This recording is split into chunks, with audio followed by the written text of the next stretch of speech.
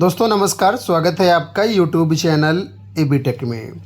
दोस्तों इस वीडियो में हम बात करेंगे बहुत ही महत्वपूर्ण अपडेट्स के बारे में। जैसा कि आप लोग जानते हैं, शिक्षा सेवा चयन आयोग के अध्यक्ष का इस्तीफा हो गया है। कल शनिवार को जब आयोग खुला तो सबसे ज़्यादा चर्चा आयोग में इसी बात पर थी कि आखिर ये इस्तीफा प्रोफेसर कीर्ति पांडे जी से लिया गया या उन्होंने जानबूझ करके इस्तीफा दिया। असली कारण क्या है उस पर चर्चा हुई और असली कारण यहाँ पर निकल के आ गया है। इसके साथ ही आप लोग जानते होंगे, असिस्टेंट प्रोफेसर परीक्षा को लेकर के भ्रष्टाचार की शिकायतें आई थी, जिस पर आउटसोर्सिंग कर्मचारी को बाहर किया गया था। इसके बाद ये जो आयोग के अध्यक्ष हैं ये भी बाहर हुई और अब यहाँ पर छात्रों का कहना कि परीक्षा नियंत्रक की बारी है, क्योंकि आयोग में जो भ्रष्टाचार है वो एक जगह से नहीं हुआ, कई जगह से हुआ, जिसमें परीक्षा नियंत्रक की भी संलिप्तता बताई जा रही है। तो परीक्षा नियंत्रक का इस्तीफा देने की मांग लगातार छात्रों द्वारा की जा रही है। और इतना ही नहीं, माननीय योगी जी जो कि मुख्यमंत्री है, उन पर भी छात्रों ने आरोप लगाया है कि जो भी आयोग में कार्रवाई हो रही है वो सिर्फ जाति देख करके हो रही है। ठीक है। इसके साथ ही DSSB PRT भर्ती, नगर विकास विभागों में 11,000 पदों पर भर्ती और सबसे बड़ा प्रश्न यूपी टीजीटी परीक्षा अब समय से हो पाएगी या नहीं, इन मुद्दों पर बात करेंगे। तो वीडियो को आप लोग अंत तक देखना। वीडियो में आगे बढ़ने से पहले सूचना, आज हम बात करने वाले हैं DSSB PRT एग्ज़ाम 2025 की बेस्ट बुक के बारे में, जो कि चक्षु प्रकाशन की है। यहाँ पर देखिए, ये प्रैक्टिस सेट की बुक है जिसमें 25 सॉल्व पेपर्स आपको हल करके दिए गए हैं। 4500 से ज़्यादा प्रश्नों की डिटेल्ड व्याख्या दी गई है। DSSB PRT के 100% सिलेबस पर आधारित ये आपके लिए एक बेस्ट बुक हो सकती है। यहाँ पर अगर आप देखेंगे तो यहाँ पर देखिए कौन कौन से पेपर आपको हल करके मिलेंगे, किस शिफ्ट के मिलेंगे, किस तारीख के मिलेंगे, सारे के सारे यहाँ पर आपको पेपर मिलने वाले हैं। ठीक है। अब यहाँ पर देखिए पेपर किस तरीके से सॉल्व किया गया, तो यहाँ पर देखिए सभी प्रश्नों को दिया गया है। इसके बाद नीचे आप देखेंगे तो इन सभी प्रश्नों की डिटेल्ड व्याख्या भी दी गई है, आंसर की भी दी गई है। तो अगर आप DSSB की तैयारी कर रहे हैं PRT एग्ज़ाम की, तो ये आपके लिए बेस्ट बुक हो सकती है। डिस्क्रिप्शन बॉक्स में हमने इन बुक्स के लिंक दिए गए, आप डायरेक्टली अमेजन, फ्लिपकार्ट या फिर चक्षुबुक्स.com की वेबसाइट से इनको परचेज कर सकते हैं। लिंक वीडियो के डिस्क्रिप्शन बॉक्स में, एक बार चेकआउट जरूर कर लेना और अपनी DSSB की एक सीट पक्की कर लेना। अब यहाँ पर देखिए सबसे पहली अपडेट यहाँ पर आ गई आपके सामने कि गुटबाजी व PGT परीक्षा का प्रश्न पत्र बना प्रोफेसर कीर्ति की विदाई का बड़ा कारण। ठीक है। तो हेडिंग में आपने देखी, आयोग में गुटबाजी बहुत चल रही थी। ठीक है। कोई अपने तरीके से काम कराना चाह रहा था, कोई अपने तरीके से काम कराना चाह रहा था। क्योंकि ये महिला थी, ठीक है, ईमानदार बताई जा रही, इनका जो बैकग्राउंड काफ़ी अच्छा बताया जा रहा, तो ये ऑनेस्टी के साथ काम कर रही थी। लेकिन कुछ जानकार बता रहे हैं कि आयोग में गुटबाजी बहुत थी और भ्रष्टाचार करने की सबका अपना अपना प्रयास था, जिसके कारण कोई सहयोग नहीं किया और इसी वजह से PGT परीक्षा जो है, TGT परीक्षा 3 बार टालनी पड़ी। ठीक है। तो जो लोग थे इनके कार्यकाल से संतुष्ट नहीं थे, कोई सहयोग नहीं कर रहे थे, ये बड़ा कारण बताया जा रहा है। अब मैं आपको यहाँ पर पढ़ के बताता हूँ। देखिए लिखा है कि आयोग जब शनिवार को यानी कल खुला तो सबसे ज़्यादा चर्चा इसी बात पर थी कि इनसे इस्तीफ़ा लिया गया या इन्होंने इस्तीफ़ा खुद दिया है।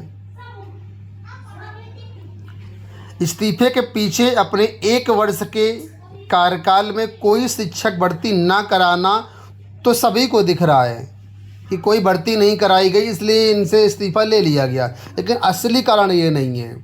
असली कारण यहाँ पर देख बताया गया कि आयोग में गुटबाजी तथा प्रवक्ता भर्ती यानी PGT भर्ती का जो पेपर है वो सबसे बड़ा कारण है।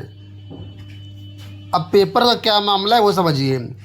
देखिए लिखा है कि ऐसा नहीं है कि अध्यक्ष रहते उन्होंने नई शिक्षक भर्ती के लिए प्रयास नहीं किए, उन्होंने संबंधित विभागों द्वारा अध्याचन उपलब्ध कराने को लेकर के व्यक्तिगत प्रयास किए।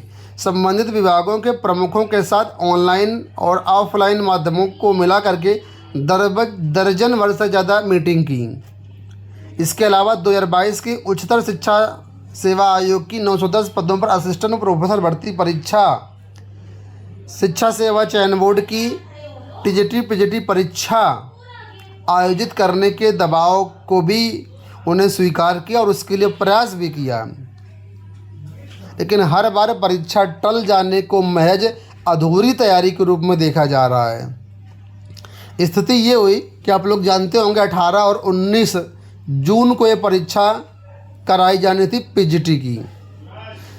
10 दिन से कम समय बचा था, ठीक है। तब तक परीक्षा केंद्रों की कोई भी जानकारी नहीं दी गई, क्योंकि अध्यक्ष सारे काम नहीं करता है। परीक्षा की तैयारी के लिए परीक्षा नियंत्रक होता है, परीक्षा नियंत्रक की एक कमेटी होती है। ये सब चीज़ें जो है अलग अलग जो अधिकारी होते हैं उनका काम होता है, और इसका फाइनल अप्रूवल जो होता है वो अध्यक्ष देता है। तो 10 दिन तक परीक्षा कमेटी द्वारा कोई भी जानकारी नहीं दी गई। अभ्यर्थियों के धरने के दबाव में 10 जून को सूचना जारी की गई कि अगस्त के अंतिम सप्ताह में परीक्षा कराई जाएगी। अब लोग जानते हैं अगस्त में परीक्षा की सूचना मिली थी।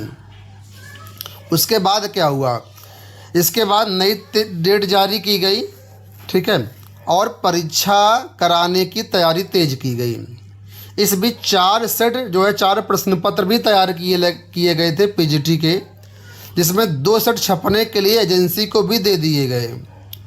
उसी बीच प्रश्न पत्र की सूचिता पर प्रश्न चिन्ह लग गया, तो प्रश्न पत्र छपने से उच्च स्तर से मना कर दिया गया कि कुछ यहाँ पर संभावना नज़र आई कि नहीं भ्रष्टाचार हो सकता है पेपर में, कुछ ऐसी सूचना मिली होगी सीनियर्स को, ठीक है, निदेशालय को या शासन को, तो वहाँ से पेपर छपने से मना कर दिया गया। इसी के साथ ये सुनिश्चित हो गया कि अगस्त में परीक्षा नहीं हो पाएगी। बात यहाँ थमी नहीं बल्कि और आगे बढ़ी। क्योंकि परीक्षा आयोजन की तैयारी शुरू हो चुकी थी, इसलिए प्रश्न पत्र छपे या नहीं छपे ये अलग विषय है, लेकिन परीक्षा समिति द्वारा प्रश्न पत्र छपने से जुड़े कुछ और प्रश्न उठाने पर खींचतान शुरू हो गई, जो ऊपर तक पहुंच गई।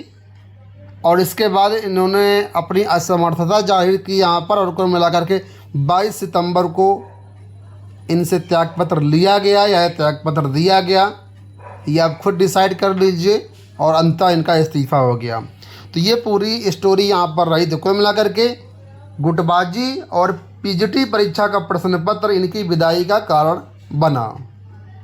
यहाँ पर देखिए शीतला प्रसाद ओझा की तरफ से अपडेट है कि जाति देखकर हो रही कार्रवाई शर्मनाक। शीतला प्रसाद ओझा जी इन्होंने कहा है कि जो कार्रवाई कीर्ति पांडे जी की हुई, या जो आउटसोर्सिंग कर्मचारी के ऊपर कार्रवाई हो गई, ये ठीक है, लेकिन असली गुनाहगार को बचाया जा रहा है।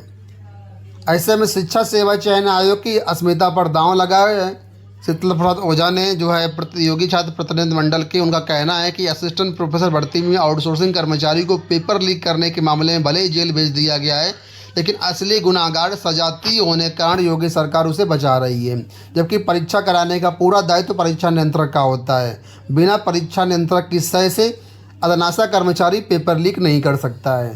तो उन्होंने टिप्पणी की है कि जाति विशेष को बचाया जा रहा है, जबकि असली गुनाहगार परीक्षा नियंत्रक है, और उन्होंने परीक्षा नियंत्रक को इस्तीफ़ा देने की मांग की है। तो ये यहाँ पर पूरी अपडेट आपके सामने है। DSSB से यहाँ पर देखिए PRT भर्तियों के बारे में हमने आपको बताया था, तो यहाँ पर देखिए बताया गया है कि इसके लिए आवेदन आमंत्रित किए गए हैं और आवेदन चल रहे हैं। आप लोग यहाँ पर 16 अक्टूबर तक फॉर्म भर सकते हैं। बहुत अच्छी वैकेंसीज हैं, फॉर्म ज़रूर भरिएगा, कोई भी इंटरव्यू वगैरह नहीं है, ठीक है। बाकी इस पर डिटेल्ड वीडियो हमने ऑलरेडी बनाए हुए हैं, आप देख लीजिएगा। अब यहाँ पर हम बात कर लेते हैं जो क्वेश्चन रह गया कि आखिर टीजीटी पीजीटी परीक्षा हो पाएगी समय से या नहीं हो पाएगी। तो देखिए पीजीटी परीक्षा समय से होने की अब कोई भी संभावना नहीं है। पीजीटी परीक्षा फिर से पोस्टपोन होने की पूरी उम्मीद है, क्योंकि परीक्षा में समय बहुत कम बचा हुआ है। और ये जो नए शिक्षा आयोग अध्यक्ष बनाए गए हैं राम सुचित जी, इनको दैनिक कार्यों के निष्पादन के लिए बनाया गया है, न कि नीतिगत निर्णयों के लिए। नीतिगत निर्णय नहीं ले पाएंगे ऐसा बहुत से एक्सपर्ट का कहना है, ठीक है। तो अगर ये नीतिगत निर्णय नहीं ले पाएंगे तो फिर परीक्षा हो नहीं पाएगी। रही बात टीजीटी की, तो टीजीटी में अभी वक्त तो इसके लिए कुछ नहीं कहा जा सकता, लेकिन पीजीटी की परीक्षा पर 99% चांसेस है कि परीक्षा समय से नहीं हो पाएगी, ठीक है। तो फिलहाल आप लोग अपने हिसाब से इसको देखिए और अपने आगे की तैयारी करिए।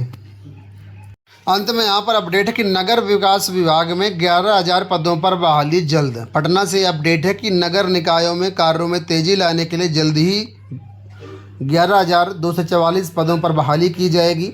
पिछले 10 वर्षों में तेज़ी से शहरीकरण हुआ। इसका परिणाम ये हुआ कि निकायों में पदों की संख्या बढ़ करके ज़्यादा हो गई है। ऐसे में करीब 11,000 पद रिक्त हैं जिस पर आने वाले समय में भर्तियां की जाएंगी।